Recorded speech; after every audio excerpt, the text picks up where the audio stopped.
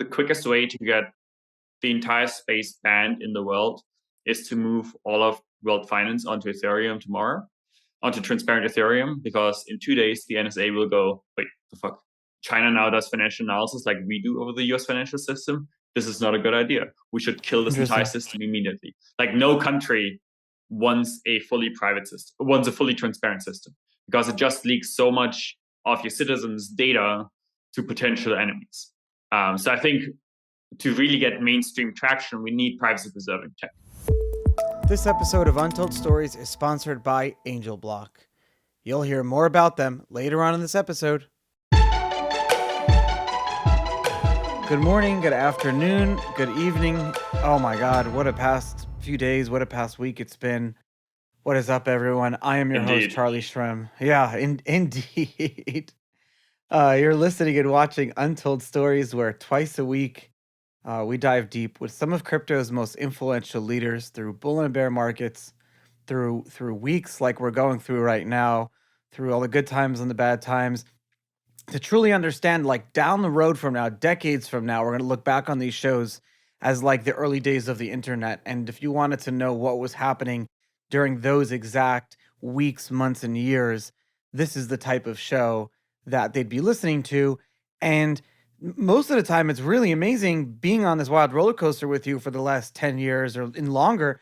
But like on weeks like to this, when you have like just industry players collapsing like dominoes, it feels like the 2008 of the crypto world. It kind of makes me a little bit nervous. Good morning, to my guest. I'll introduce you in a second, but good morning, Adrian Brink. Thanks for coming on Untold Stories. Does it feel like that for you as well?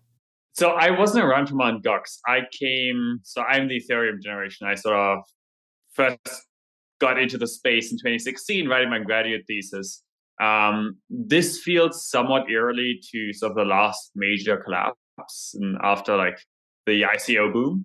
Yeah. But so yeah, to me, my comparison is to the after ICO boom, but it wasn't driven so much back then by like players collapsing. So I think for like the even earlier people, it's more similar to like Mt. Gox and things like that. I want to like zoom out on this discussion. I don't want to get into like the nitty-gritty details of what's been happening because it's very timely and things are happening on a literally an hour-to-hour basis at this point. People are refreshing the news cycles and stuff. But I want to like zoom this out on like and have a discussion today on like products and apps that centralized financial, let's just call them CeFi within crypto, have brought us, and why it has taken decentralized applications, protocols, and networks like yourselves, because they're decentralized, takes a little bit longer to build those same type of products, right? And I want to like kind of zoom out and talk about a lot of that, and talk about really cool things that you're doing, like self-sovereign communities, and really bringing it back down to into the people. But to give the listeners a little bit of background of you, you're the CEO of Heliax, co-founder of the Anoma project, and a member of the Anoma Foundation Council. Prior to Heliax, you co-founded, scaled, and eventually sold Cryptium Labs, an infrastructure operator that provided proof of stake validation from bunkers in the Swiss Alps. Really cool stuff there. I can't wait to get into stuff. You worked as on R&D that upgraded layer 1 protocols. You were an engineer, and you were an engineer working on some of my favorite protocols, the Cosmos Stack, the Tendermint protocols. We could talk about some like e-voting systems that you worked on, helping the Catalan people during a few years ago during the huge referendum that was over there. Actually, I just traveled back from Barcelona. What an amazing place, Oh, right? I know. Shit. Spain is wild. It's wild. I think in Europe, it's like Barcelona is one of my favorite cities. It combines all the good food with nice people and cheap cost of living. So overall, fantastic place to be. Really, like I wasn't expected. I usually try to like, I set it as a personal challenge when I'm traveling somewhere to try to like learn as much as I can about it and like have an expectation of what I can expect. And I was just completely blown away by just all of Catalonia in Spain. I didn't really travel in Spain. but I traveled out around that whole area, and it was just amazing. Did you drive into the mountains, sort of in the Went into the backside of mountains. Barcelona? Yeah, visited some cava wineries, which I'm getting like Yeah. shipments now in, which is really amazing. I've So what's done your, this with someone as well. if you look at I don't know, it's so much fun. If you look at what you've kind of your background and what you've been up to, tell me how you first started building and what originally attracted you to working on a crypto project. What did you do before? So I was in college. So back in 2016, I was writing my graduate thesis. Didn't in CS and didn't really know what I wanted to do. Came across this Ethereum thing. Went to a couple of local meetups. And was like, actually, this thing looks pretty dope. I should spend more time on this. And I ended up writing my thesis on secure e-voting, which, if you're from CS, every computer scientist will tell you put nuclear reactors on the internet, but never ever make voting electronic. Because horrendous, like pretty much so far, all the voting systems have been, or electronic voting systems are horrendous. But so I was like, okay, we can combine the censorship resistance of Ethereum with e-voting systems because European ID cards have RSA keys embedded in them. So we can, like, European ID cards can create signatures. And this was in the backdrop of the Catalan independence referendum and also the Arab Spring, where the governments violently suppressed the elections. Right? It was like, if we have a system like Ethereum, we can actually build secure e-voting systems to allow people to secede from their government. Because if you and the 95% of the other people around you know that all of you want to do the same thing, there's really nothing any central government is going to be able to do in order to prevent this thing from happening. So yeah, this is how I got into the space. Ended up joining Tendermint, or the Cosmos stack, as a third core protocol engineer. Because for me, the entire thesis to this day still makes no sense. The fact that everyone goes, oh, there's going to be one blockchain to rule them all. There will be so many blockchains. Like Switzerland will have a blockchain, and there will, like, the New York Stock Exchange is going to have its own blockchain. The entire financial system will just be interoperable, interconnected blockchains. Because fundamentally, as a human, you want to be able to pick different security zones, right? Like, if I don't necessarily trust global Ethereum or global Bitcoin, but I may trust my 5 people in my village to run my blockchain. And like, that's a valid choice that I should be able to make as a user. We shouldn't force everyone into the same security model. So I'm massively in the multi-chain ecosystem. Anyway, this is a short discourse. Yeah. And what is that? I mean, what does that ecosystem look like? Because at the end of the day, people are looking at Solana this week as something that could have been a decentralized blockchain, but because it's attached to so many centralized players that help launch it, it's going downhill right now. What about, do you think it's going to be an Ethereum and then all the layer 2s on top of it that are going to be winning the day? Or are we looking at blockchains that have that SDK to all be interconnected with each other, which is what Cosmos is? And can you kind of get into that and explain it a little bit how that works? Yeah, so I mean, on the interoperability side, right? IBC is not Cosmos specific. You can use IBC to connect Polkadot to Near. IBC has nothing to do with the Cosmos SDK. IBC is only because the third co-founder of us, Chris Goes, he wrote the IBC protocol back in the Cosmos days as the lead architect there. So IBC just requires a fast finality light client on either side. So it's just going to be the protocol to connect any blockchain to any other blockchain. I personally find it fairly doubtful that everyone is going to sort of go into L2s and use Ethereum security. Because fundamentally, not everyone, like, my parents don't trust ETH2, right? They don't trust global proof of stake security for Ethereum. They trust their local state, which is like where they live. It's the right choice because their local state is actually trustworthy. But so they need to have an ability to opt into a security model that they understand and that they care about. So I think what's much more likely to happen is actually that blockchains are going to look a lot more like countries, where we're going to have many different blockchains. And users can roam between these different blockchains. And my hope is, especially with Anoma, that we sort of have a unified protocol stack and architecture that can be deployed in different security models. Because one of the very nice things when you think, for example, on like mobile phones is I can buy a mobile phone in Switzerland and then fly to the States and my mobile phone still works. But the reason why this works, it's fundamentally that mobile phones, we agree on the underlying architecture for the underlying protocol. So I can take sort of my edge device and roam in different security zones. And I think it's going to look, this is what we're aiming for with Anoma, that like there can be global Anoma, there can be Anoma as an L2 to Ethereum, there can be global Anoma as an L2 to Solana. And then end users can pick which security zone they care about and take all their assets with them without having to change sort of the understanding of how they interact with the underlying protocol.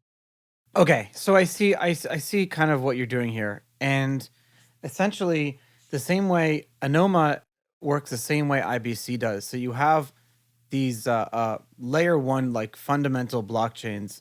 Ethereum is one example. Polygon is another example. Near you have so many of them, right?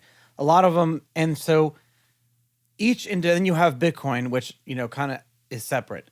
Each one has to specifically subscribe to adopting the Anoma protocol and or the IBC in order to allow its blockchain to have the upgrades and the different type of you have like your private bartering system, private transactions, things like that. Is that kind of where it's going to go? Kind of. So, I mean, this is more on the deployment perspective for Anoma as an architecture. But practically speaking, I think sort of going back a step on what does Anoma actually do outside of sort of where you deploy it and what security zones you deploy it. So I think of blockchains as we are currently in generation 2 blockchains. So we had Bitcoin, and that was scriptable settlement, and that was the first attempt at blockchains. And then we had many Bitcoin-like forks, right? Monero, Zcash, Litecoin. But it's always the same kind of model that they exposed. It's scriptable settlement. And then with Ethereum, we got the second generation. We got programmable settlement. But when I look at something like Near, Avalanche, Solana, to me, it's all like Ethereum. Because fundamentally, what developers and users can do with these systems is exactly the same as it can do in Ethereum. Like there's virtually no difference except like some gas costs, some security assumptions, some speed, some underlying consensus that changed. But like when you think of what a dApp looks like, it's a sequentially executed imperative program that is being run, right? And it just does programmable settlement. And I think Anoma really here is the third generation of architectures, where you not only have programmable settlement, but you also have programmable decentralized counterparty discovery and distributed solving. Because when you look at most modern applications actually that exist within sort of whether this is Lightning on Bitcoin or like even things like CowSwap on Ethereum or Optimism on Ethereum, it's always the model that individual users don't have transactions. They don't have something that can be settled in the settlement layer. They have an intent. They have a partial thing for which they need some sort of counterparty discovery. And generally, the way this is solved right now, especially sort of in things like Optimism or OpenSea, is that there's a central Web2 server that's running somewhere that everyone sends these signed messages to, and then the server receives them, matches them with each other, does some solving, and then settles this on some underlying system. So really, this is the architectural innovation for Anoma. And then once you have this architectural innovation, you can decide where you want to deploy this as into your security zone. And this could be global Anoma L1. This can be Anoma as an L2 on some system. But yeah, I think this is sort of with slightly more context. Are you saying that like decentralized applications, dApps of the future, can run extra blockchain, meaning that they're running outside of a blockchain and can almost like choose which chain that it needs to, for security purposes or whatever? Yes. Like this is going to be the actual model, I think, in the future, where it's like, oh, wow. Because like this is what's happening in the real world. Like when you think about it, like this is what, like I want to settle like a block trade between the New York Stock Exchange and the London Stock Exchange. These two things could be two blockchains, but I, as a user, I care like about issuing my intent, my message that says, I want to buy an asset here and it should be settled on some other system. And this is what Anoma's intent system fundamentally does. Like it goes, people have intents, they don't have transactions that are specific to some blockchain. they have intents, like I want to buy some ETH for Bitcoin, I want to participate in this multisig, but they're not something that can be executed on any system. They're like, they need other people with whom they can either trade or be participant in the multisig. This is a complete new architecture in terms of how you build full stack decentralized applications in a way that's like not possible to do with existing systems. Like this is not to say that existing systems are bad. It's just like they've made different trade-offs in how they were designed and stuff. They come from different historic contexts. But it's very hard to retrofit something like Anoma into something like Ethereum, because Ethereum was never designed with the idea of you have a declarative paradigm around intents and users have intents, not transactions. Because in Anoma, the fundamental unit is an intent. It's like it's a partial state change. It's like I'm saying I currently hold some Bitcoin and I'm willing to hold ETH if and only if I hold 0 Bitcoin and I sold them at this kind of price. And this is what users fundamentally sign and send around. And that's very hard to do in existing systems. It's so hard to do in existing systems that's why people went to centralized services over the last since forever. It's why we had situations like Mt. Gox, like you said. It's why we had Celsius, Voyager, now FTX situation. Now is that these centralized services, for better, because I use them too. One of the main things that they do is they allow you to deposit one asset on one blockchain and very easily and quickly swap it for another asset on another blockchain and then withdraw it too.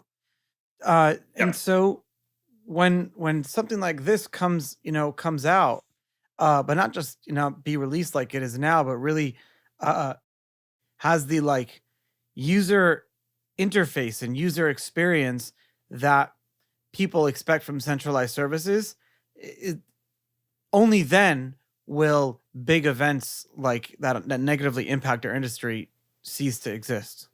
Yeah. Like one of the cool things with Anoma and intents is, so intents aren't consensus relevant. As in, there can be 100 million intents and only 10 end up being settled somewhere. So it means you can do effectively, like you can quote a new price for a specific trade pair every half second or so. Like you can do things that you can't, but you can do this in a decentralized way because you have decentralized intent gossip, which enables you to do decentralized counterparty discovery. And this is something like on top of Anoma, you can start actually seriously considering building very good UX that like behaves functionality wise, very similar to the centralized centralized parties right now. You mentioned something before, and you kind of just alluded to it again. Is this like security assumption thing? And I think that's also a big problem today. Is that other than centralized services collapsing, over the last year, we saw a lot of like bridges and unfortunately, like at the base layer, blockchains like breaking and people losing a lot of money and things like that. The reason that you can, like in your analogy, go from one cell phone network to another or one country to another and use your cell phone as soon as you land the plane is that there's like a security standard across cell phone companies all over the world. Will we have that for blockchains? I think not specific, not exactly like this. As in, I think if users want to travel, let's say, to blockchains that are horrendously insecure, they can.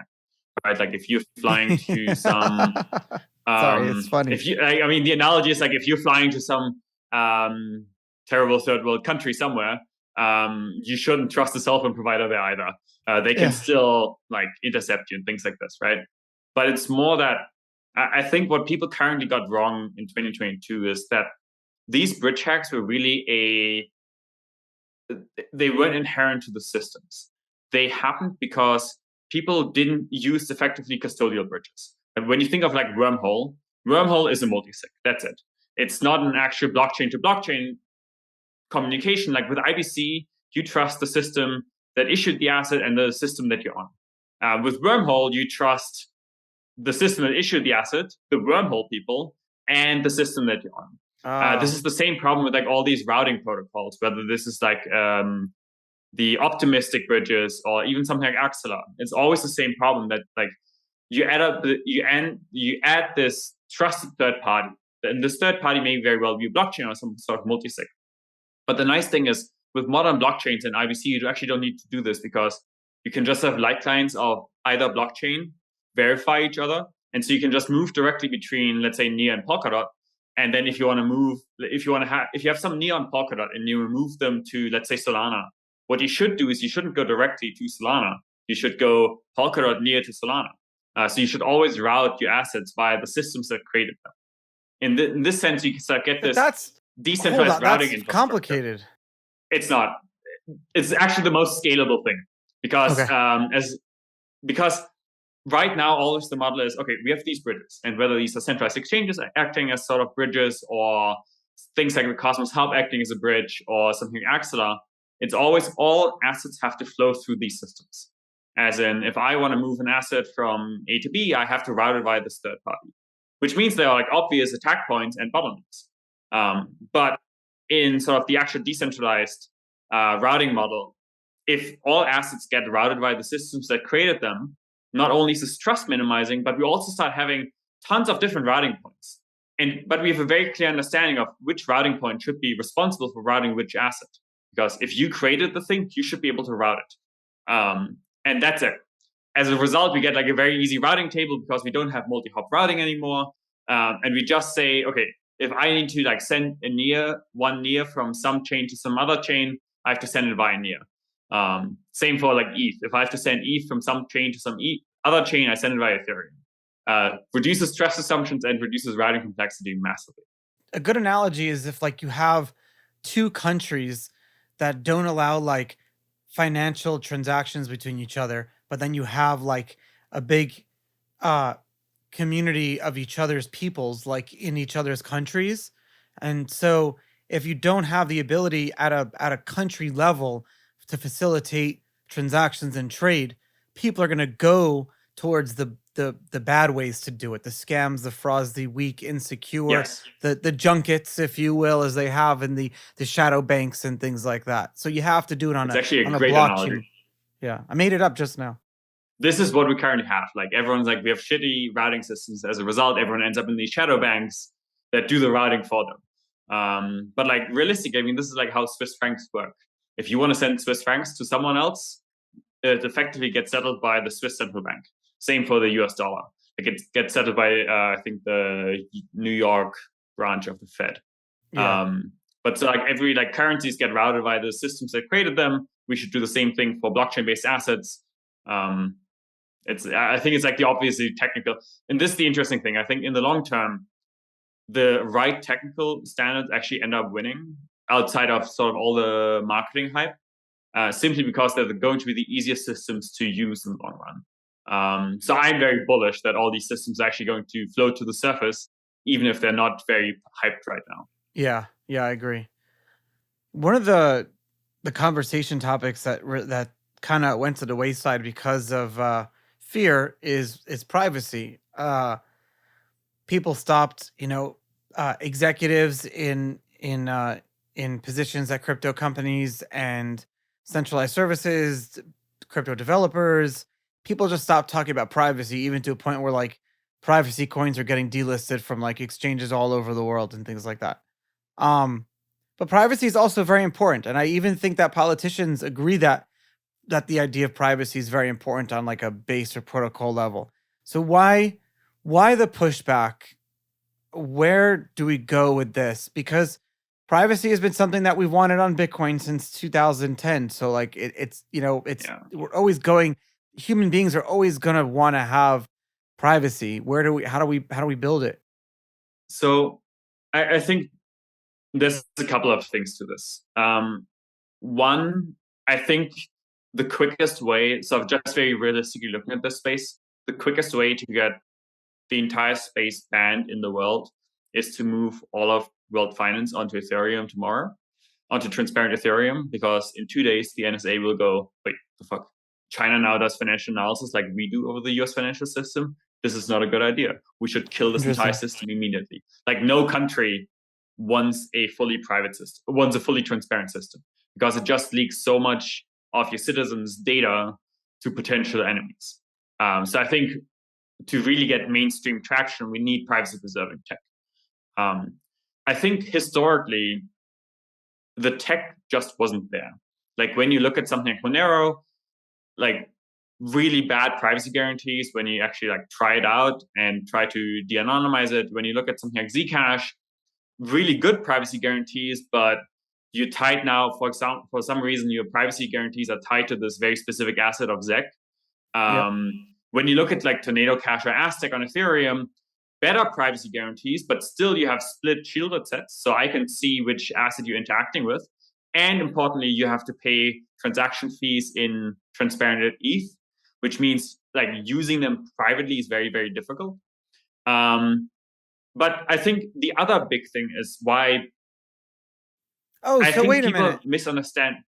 Before you get to the very big thing that people misunderstand, and don't forget that thought, please. Are you saying that it's like using Tornado Cash when you have to use ETH even though you're doing private transactions? It's like trying to money launder but pay for it with your credit card?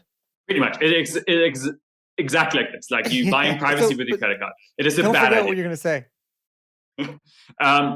No, this is more along the lines of that like regulators and executives in these companies look at this in sort of a like terrified way.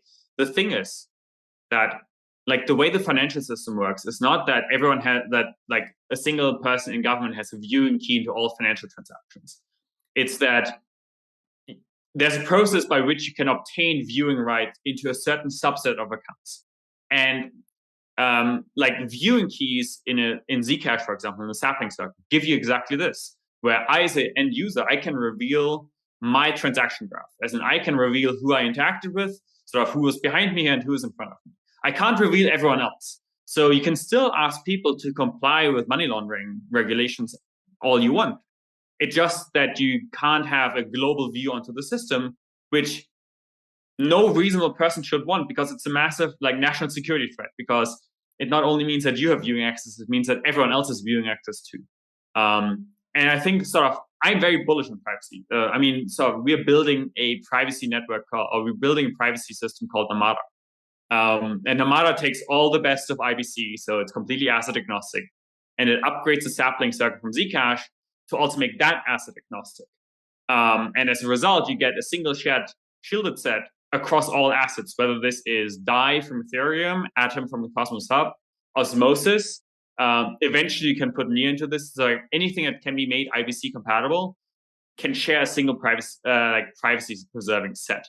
And I think that's going to be really trigger the next wave of like this like privacy tech adoption, because all of a sudden individuals can pay incredibly cheap transaction fees privately, get privacy for arbitrary assets, can move these assets between different blockchains.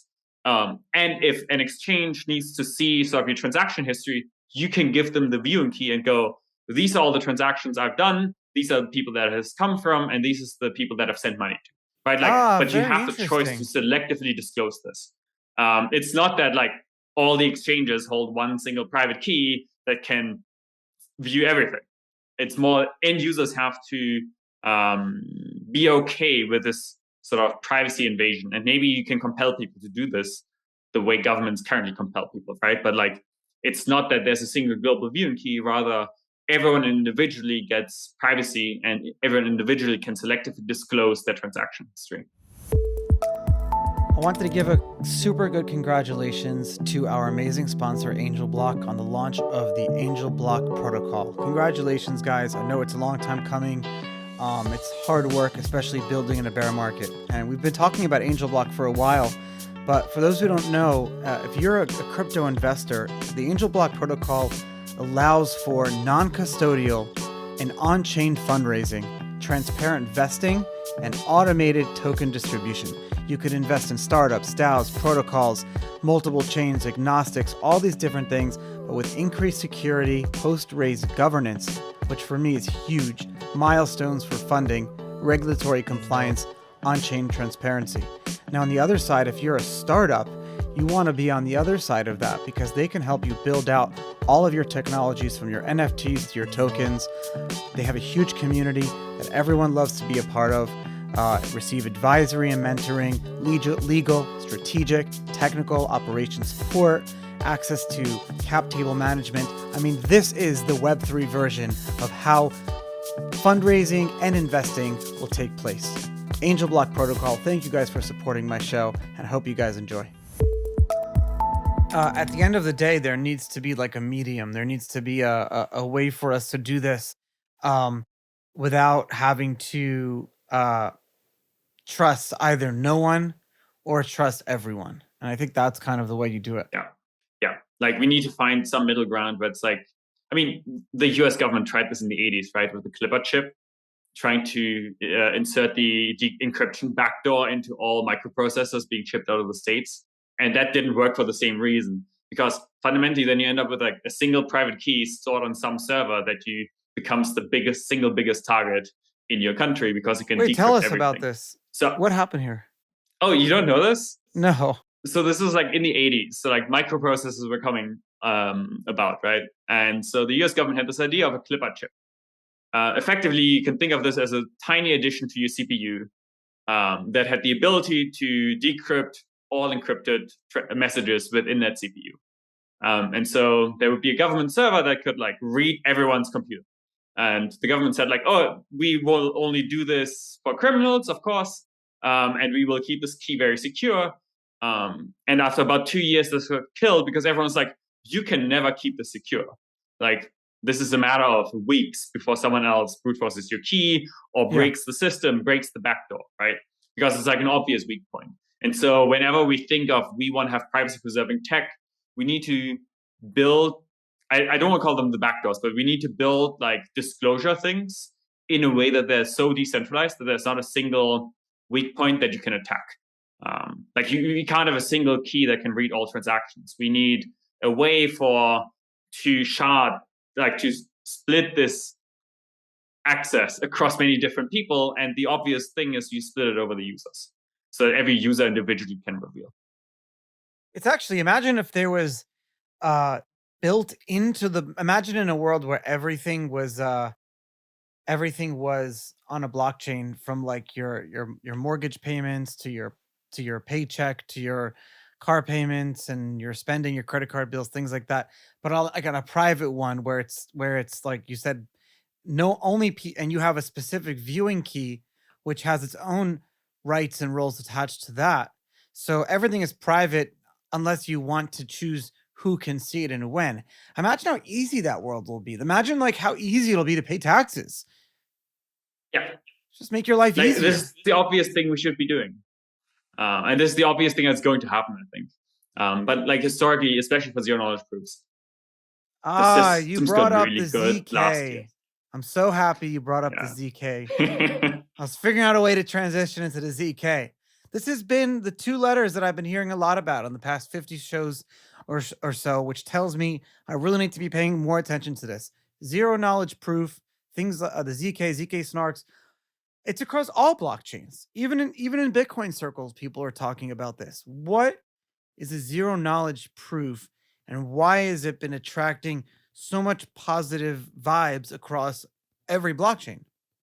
So zero knowledge proofs do two things. They do computational privacy, as in they allow me to keep private information private, but have a way where I can generate a proof that you can verify that even though you don't know the actual password, you know that I know the password, right? And the other thing is they allow you to do computation compression, as in instead of walking 1,000 steps, I can verify that you walked 1,000 steps by doing one step myself. And so that's the two big applications of zero knowledge proofs. In Armada, we are mostly deploying zero knowledge proofs for computational privacy, as in allowing privacy preserving transactions. But in Anoma, we're doing both, actually. So Anoma comes with a circuit called Tiger, which it's effectively a zero knowledge, it's a recursive circuit where you can have things like, I have some intent from A to B, you have an intent from B to C, and then a third person can look at these two intents and go, oh, I can generate a zero knowledge proof of this state transition, but not from A to B to C, but rather from A to C. And then the Tiger circuit in the actual settlement layer on Anoma verifies that this proof is correct. So we do a lot of circuit stuff. It's nice. Zero knowledge proofs are like by far the nicest thing coming out of cryptography, in my opinion, in the last like 20 years. Can this be applied to Bitcoin? Possibly. So I think you can, for example, it's much easier to do proofs about Bitcoin, right? Like one big challenge is if I'm on some other system, how do I verify the state of Bitcoin? How do I verify the state of specific addresses? Yeah. That's really easy to do. I mean, Bitcoin made some like historically relevant choices in hash functions, which make this practically hard right now because like we don't have a good implementation for the Bitcoin hash functions in terms of in circuits. But theoretically, this is by far the easiest thing to do, which is we generate proofs and even private proofs, like proof of reserves, over Bitcoin data to be able to verify them in other systems. I think on the other side, like verifying proofs on Bitcoin, there I think we're going to get there, but right now it's still very hard to do these things within Bitcoin script. Yeah, this is going to get easier, I think, over time. And I think at that point, Bitcoin actually becomes a very interesting global security layer. Because if you can like verify a circuit within Bitcoin, if you can run a ZK verifier there, you could have something like an Anoma L2 that checkpoints into that derives its security from Bitcoin. Yeah, so there's like a ton of interesting things. I think this is going to make Bitcoin way more extensible.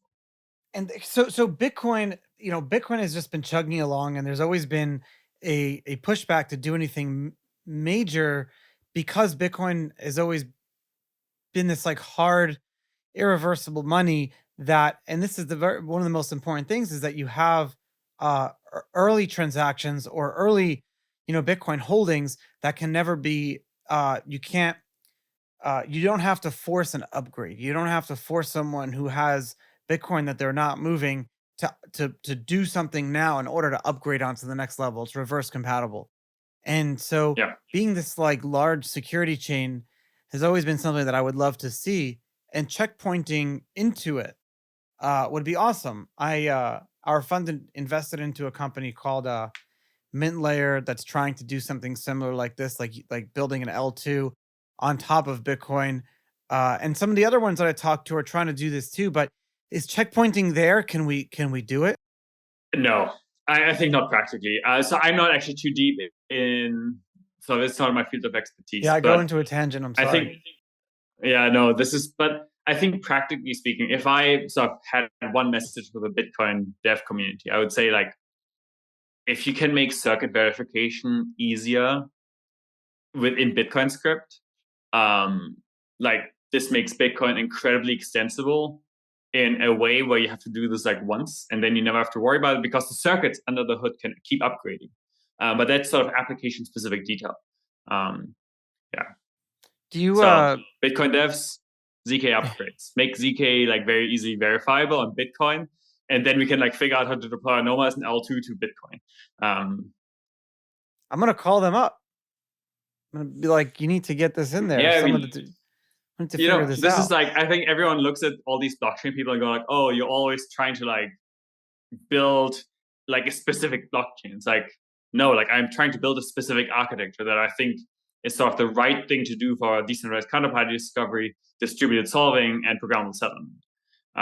But it should be deployed in many different ways. Like if you really care about Bitcoin security, there should be an option for you to take the Anoma architecture and have it be secured by Bitcoin. If you care about ETH security, there should be an option for you to take Anoma and have it be secured by Ethereum. If you trust the Swiss government should take Anoma and also deploy it as backed by the Swiss government, right? Like we're building architectures here. And I want to see this architecture deployed in many different security models. Are you enjoying building through this bear market? I mean, it's not my first bear market, so yes. To me, it was more surprising how stupid people still were. Like, I mean, like you don't. I mean, the things I remember reading the Terra white paper. I keep forgetting how stupid I am leaving money in some of these centralized places too. Still, I didn't learn my lesson.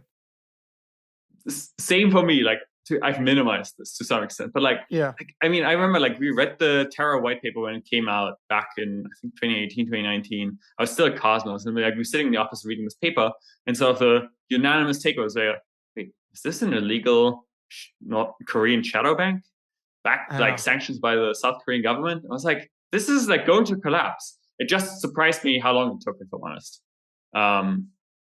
Yeah. So Speaking of which, People don't learn. For anyone listening, one of my friends is buys bankruptcy claims, and unfortunately, we've been friends since the Mount Gox days. Actually, Bitcoinica was the first. Is a bankruptcy that's still going on pre Mount Gox. That the same thing happened. So he's been buying claims since Bitcoinica, Mount Gox, Celsius, Voyager. Hopefully not FTX. Hopefully Binance goes through with that. But my email address is on untoldstories.com if anyone wants that connection right there. I can't tell you if it's going to be a good deal or not, but have a private conversation with him. But that's sad. It's really sad. Sad. I don't know what else to say. But the thing is, about it. the problem is currently people don't have good alternatives, I think. As in, even the things most people think of as decentralized or secure, like right now in the best case, they can't run away with your money, but in the worst case, they can completely censor you, right? Like if you're trading in OpenSea, it's not decentralized. Like OpenSea can't steal your funds outright, but they can completely freeze your assets by refusing to trade with them again. Like if you are currently holding funds on like Starknet or Optimism, actually Optimism is worse. Like if you hold funds on Optimism, they can freeze you. Really? And there's nothing you can do about it. Yeah. Unless fraud proofs are implemented now. But I think like needs to develop last I checked. Yeah. Last I checked, it was effectively like a semi-custodial rollup where like you kind of trust that the team is not going to censor you. But if they do, you have a very hard time trying to get out of this. And this is like always the model right now but the problem is like due to the fact that we're still stuck in this like generation 2 programmable settlement architectures, all these dApps look like this, where it's like the final settlement, yes, that happens in a decentralized fashion on some underlying system, but everything up front, like starting from counterparty discovery, starting to doing some shared compute, that is all still pretty much centralized. And this is really sort of the innovation with Anoma, that like we're trying to take all the centralized components of the rollups of the world, of sort of the NFT marketplaces of the world, of the DEXs of the world, where there's still a lot of very centralized components, and try to decentralize the entire stack so that you actually get a full stack decentralized application where you don't have to worry like, oh, can this specific thing freeze my funds? Can this specific thing steal my funds? Because you don't know what the server under the hood does. Yeah. It's, you know what, we'll get there. We'll get there, and there's a lot there is there. There's so much out there that is centralized, decentralized, secure, and private. But I feel like the curation and the way we bring these products and applications and services to the end user, to the mass market, to the consumer, to the listeners, to myself, is not there yet. And we'll continue talking about it, but we're out of time today, unfortunately. But Adrian, thank you so much for coming on Untold Stories today. We're going to have all your information in the show notes. I appreciate the time. Of course. Thank you for having me, Charlie. See you later.